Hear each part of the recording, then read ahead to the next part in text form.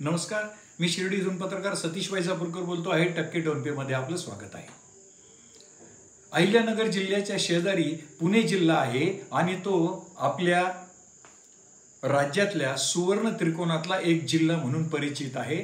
अत्यंत प्रचंड मोठ्या प्रमाणावर रोजगार निर्मितीची क्षमता असलेला पुणे जिल्हा, त्या खालोखाल नाशिक जिल्हा आणि इकडे संभाजीनगरची प्रचंड मोठी औद्योगिक वसाहत, यामध्ये येतो अहिल्यानगर जिल्हा, जो राजकीय दृष्ट्या समृद्ध आहे परंतु सुखसुविधांच्या दृष्टीने अत्यंत दळभद्री आणि दलिंदर हा शब्द आहे. दलिंदर खाली अंडरलाईन. मी एवढ्या संतापाने का बोलतो आहे तर गेल्या 30 वर्षापासून अहिल्यानगर ते सावळवीर किंवा सावळवीर ते अहिल्यानगर हा 75 किलोमीटर लांबीचा रस्ता या अहिल्यानगर जिल्ह्याच्या बदनामीस कारणीभूत ठरला आहे.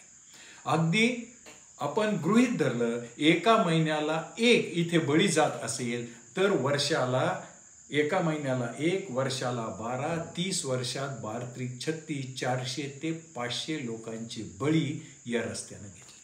म्हणजे 500 कुटुंबांची वाताहत झाली. 500 कुटुंबाला फार मोठी किंमत या रस्त्यामुळे मोजावी लागली. 30 वर्ष झाली तरी या मृत्यूच्या सापळ्याची दाहकता अद्यापही कायम आहे. पण नॅशनल हायवेचा दर्जा मिळाला त्यानंतर लागोपाठ 3 ठेकेदार पळून गेले. केंद्रीय रस्ते वाहतूक मंत्री नितीनजी गडकरींनी सुद्धा या रस्त्यापुढे हात टेकले. अशा परिस्थितीमध्ये या रस्त्याचं काम म्हणजे या रस्त्याचा सगळ्यात मोठा साईड इफेक्ट झाला असेल तर तो अहिल्यानगरच्या बाजारपेठेवर झाला. शिर्डी ते नगर म्हणजे अगदी राहुरीपर्यंतची मंडळी सुद्धा नगरला जायला धजावत नाही, इतकी दुरावस्था या रस्त्याची झाली. म्हणून अहिल्यानगरच्या बाजारपेठेला मोठा फटका बसला. शिर्डीमध्ये देश विदेशातून भाविक येतात. या अहिल्यानगर ते सावळवीर या रस्त्यामुळे आपल्या केवळ शिर्डीचीच नव्हे तर महाराष्ट्राची बदनामी किंवा महाराष्ट्राचं नाव आंतरराष्ट्रीय पातळीवर खराब करण्यास हा रस्ता कारणीभूत ठरला. कोल्हारचा पूल पाडला, कोसळला, कमकुवत झाला. आज तिथे रोज वाहतुकीचा खोळंबा होतो आहे. कुणालाही त्याचं काही वाटत नाही, कोणालाही त्याचं सोयरे सुतक नाही. अशा कमालीच्या खरं म्हणजे शिर्डीला लोक विमानाने येतात. विमानाने शौक म्हणून येत नाही, त्यांचा वेळ महत्वाचा असतो. वंदे भारतने येतात, ते शौक म्हणून येत नाही, त्यांचा शौक म्हणून येत नाही किंवा छंद म्हणून येत नाही, त्यांचा वेळ महत्वाचा असतो. आणि ज्या वेळेस विमानाने येणारा भाविक, वंदे मातरमने येणारा भाविक, आलिशान गाडी घेऊन येणारा भाविक ज्या वेळेस 1-1, 2-2 तास कोल्हार जवळच्या ट्रॉफिक जाममध्ये अडकतो त्यावेळेस त्याच्या मनात काय भावना निर्माण होत असतील. एखादी रुग्णवाहिका रुग्णाला घेऊन चाललेली आहे, एखाद्या तरुण मुलाचा कुठेतरी इंटरव्ह्यू आहे, कुणाची तरी परीक्षा आहे, कशाचंच कुणाला सोयरे सुतक नाही. कोल्हारचा ट्रॅफिक जाम अद्यापही सुरू आहे.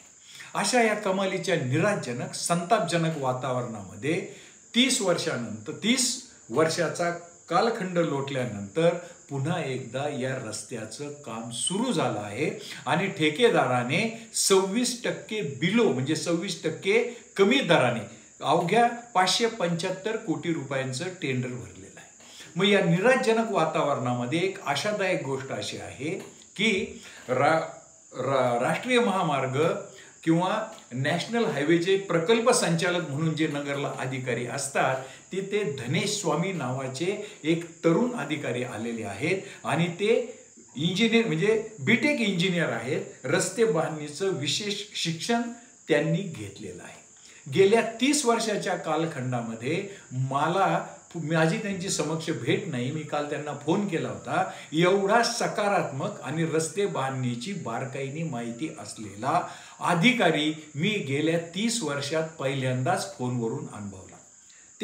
हे जे स्वामी नावाचे युवा अधिकारी आहेत त्यांचं म्हणणं असं आहे की 26% बिलो असलं तरी ठेकेदार कंपनी ही नामांकित आहे, त्यामुळे हा रस्ता अतिशय उत्तम दर्जाचा व्हायला काहीही हरकत नाही.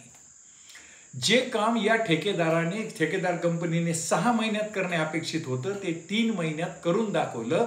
मशिनरी रस्त्याच्या कडेला येऊन उभी आहे. पाऊस संपला किंवा पावसाळा उघडला की काम गती घेऊ शकतं आणि 2 वर्षाचा कालावधी या कामासाठी आहे. तर स्वामी साहेबांचं म्हणणं असं आहे की हे काम कदाचित 1.5 वर्षातही पूर्ण होऊ शकतं. गेल्या 30 वर्षात पहिल्यांदाच मायबाप सरकारच्या असं लक्षात आलं आहे की या रस्त्याच्या दुतर्फा गावं वसली आहेत, बाजारपेठा वसल्या आहेत, दुकानं उंच आहेत, रस्ता नदीसारखा खाली झाला आहे आणि रस्त्यांच्या साईड पट्ट्या शेजारच्या व्यापाऱ्यांनी गिळंकृत केल्या आहेत. त्यावर त्यांचे वेगवेगळे फ्लेक्स बसवलेले आहेत.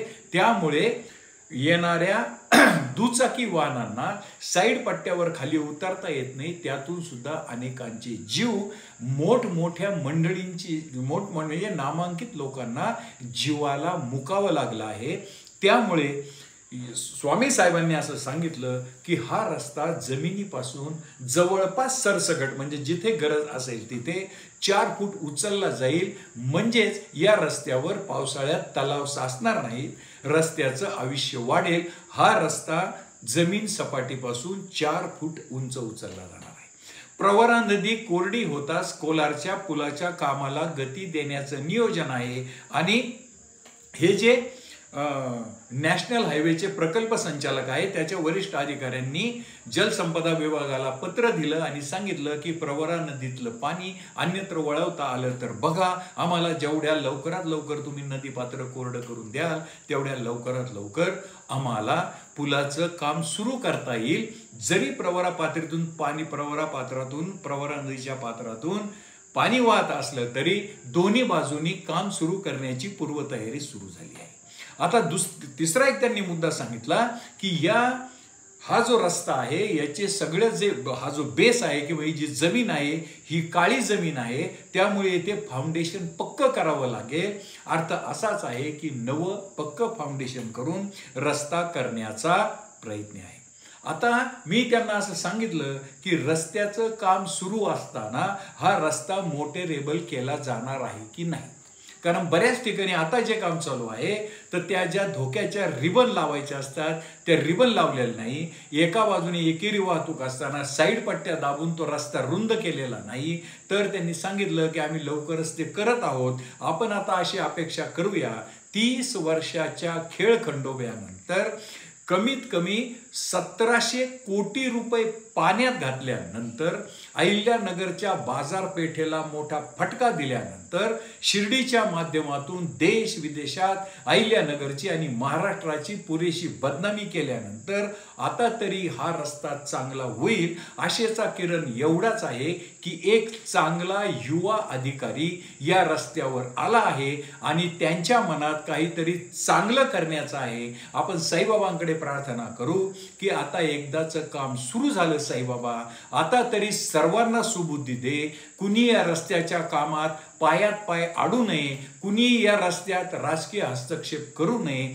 त्या ठेकेदार कंपनीला आणि या अधिकाऱ्यांना चांगलं काम करू द्यावं आणि जे आजवर 500हून अधिक बळी गेले त्यांना जर श्रद्धांजली व्हायची असेल, त्यांचं इथलं एका अर्थाने हे बलिदान आहे, एका अर्थाने हत्या सुद्धा आहे. तर या सगळ्यांना जर खरं म्हणजे हे आता त्याबद्दल काय बोलावं माझ्याकडे शब्द नाही, पण हे जर बलिदान ही हत्या वाया जाऊ द्यायची नसेल तर कृपा करून आता कुणी या रस्त्याच्या कामात हस्तक्षेप करू नये. आपली पिढी, आपल्या घरातले माणसं जर तुम्हाला या रस्त्यावरून पुन्हा सुखरूप घरी यावीत असं वाटत असेल तर साईबाबांनी या रस्त्याच्या कामात पायात पाय घालणाऱ्यांना सुबुद्धी द्यावी एवढी आपण प्रार्थना करू. जय हिंद, जय महाराष्ट्र.